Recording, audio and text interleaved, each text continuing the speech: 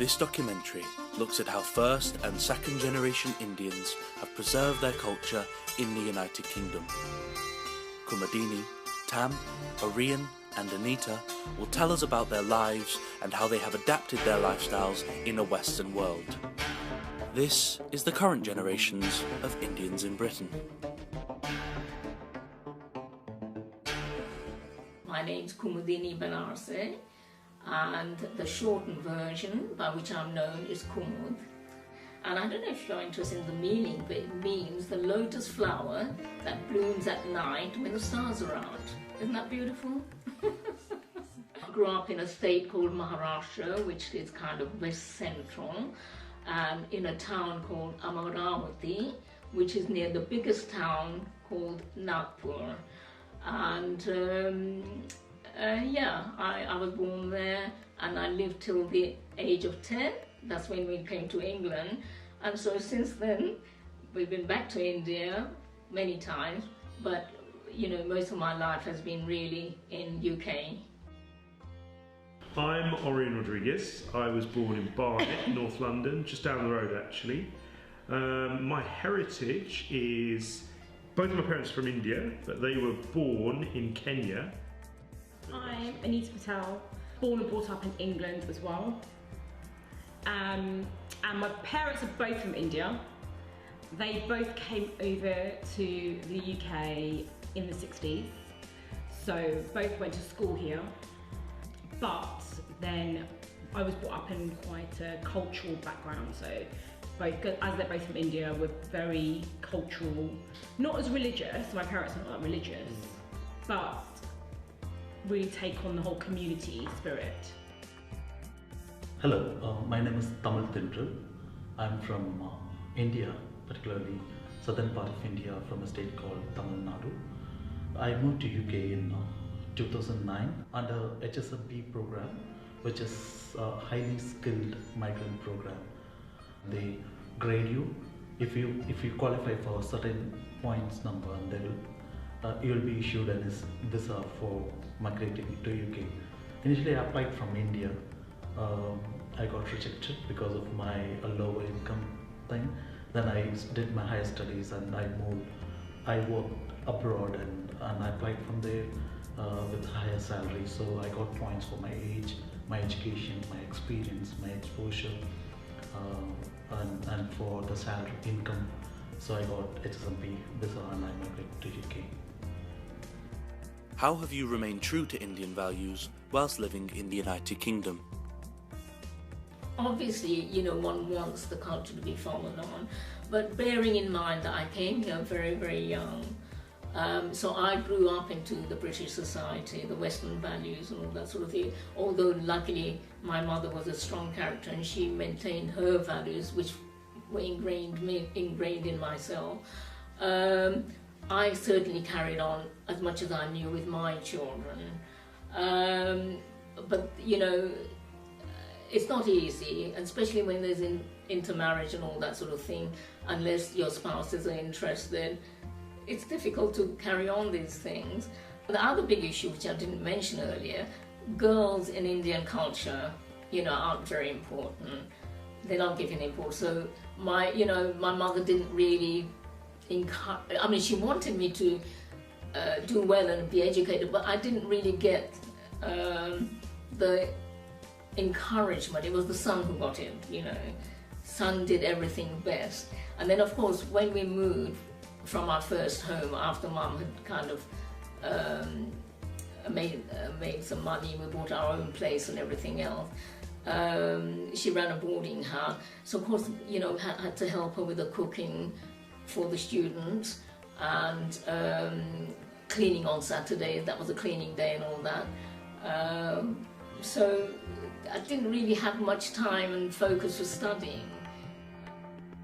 It was really difficult. It was a really strict background actually. So it was sort of the girls were together. We would learn how to cook at a very young age. We would do a lot of domestic stuff. But I was the only person the girl in my family who went to university and got a degree. So that's pretty good because I wanted to. I wasn't really didn't really want to get married really early or anything, and I wanted to go to university. We were brought up as Hindus, Gujarati, spoke the language and everything, but weren't really that religious.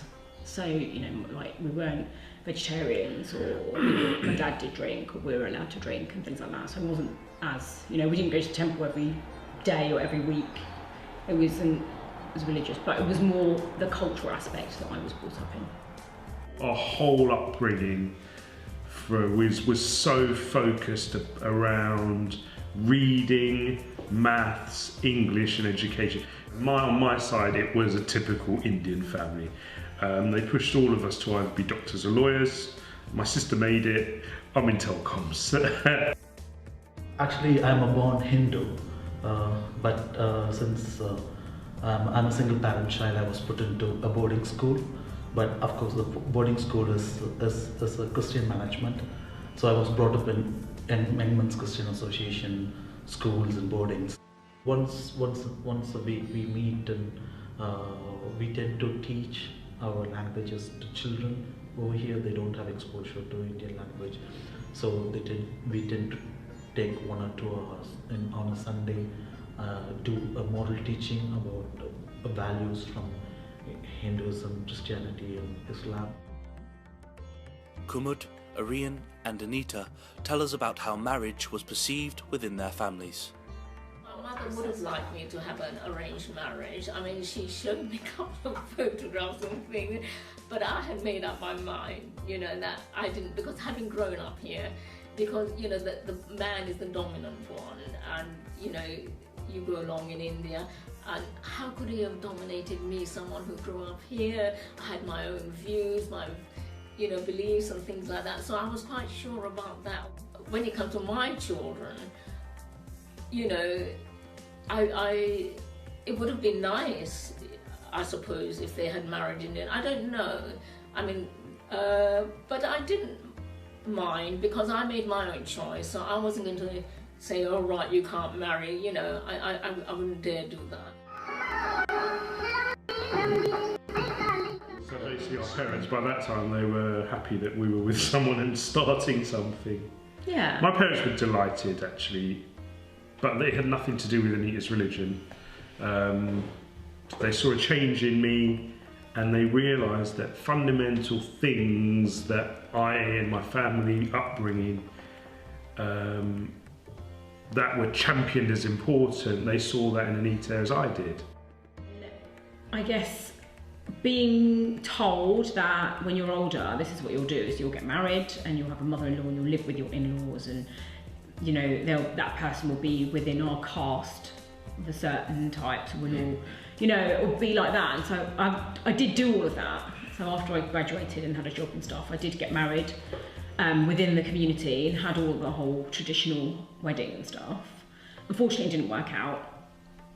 And so I was the first person to get a divorce in my family as well. Dr. Shobha Arun, a senior sociology professor at Manchester Metropolitan University, will discuss how the new generations will remain true to their identity in the Western world. I would describe myself as a first generation Indian or a British Indian. Whichever generation you are, you should have the confidence to have elements of your identity, your generation, you know, and so on. That if that is lost, then you don't feel integrated. Especially if you look at your third generation, in the second generation you would find children choosing educational choices, choosing perhaps their spouses, perhaps choosing their popular cultural choices. Freedoms of choice would also reflect in how they integrate within the wider community.